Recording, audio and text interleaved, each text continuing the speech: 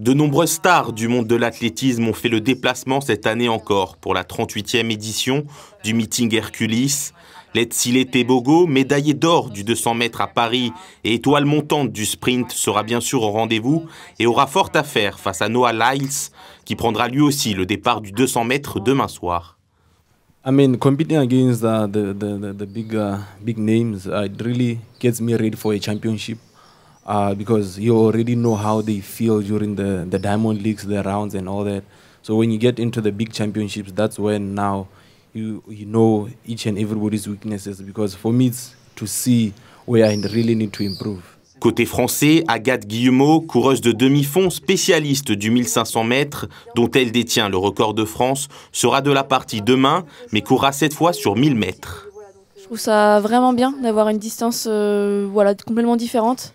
Je suis quand même quelqu'un qui a des qualités j'aurais pu faire du 800 aussi et ça va y ressembler et ça va être aussi une course justement où on a moins de repères et je suis quelqu'un qui réfléchit peut-être un peu trop pendant les courses et là avec un peu moins de repères je vais pouvoir vraiment suivre les filles et me fier à mes sensations et faire ça dans un très gros meeting, c'est bien. Et chez les hommes, le Français Gabriel Tual, champion d'Europe à Rome en 2024, sera au départ du 800 mètres demain et partagera la piste avec les 8 meilleurs performeurs de l'année sur cette distance.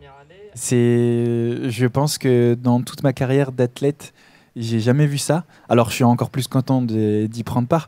Mais c'est vrai que je me dis, bon, il faut être à la hauteur parce que le moindre détail et la moindre erreur, elle va se payer cash. Et puis, il faut se faire sa place. Et je pense que c'est aussi très bien qu'il y ait cette rivalité et cette compétition-là. On le disait la dernière fois, je pense que ça nous amène plus haut, ça nous tire plus haut.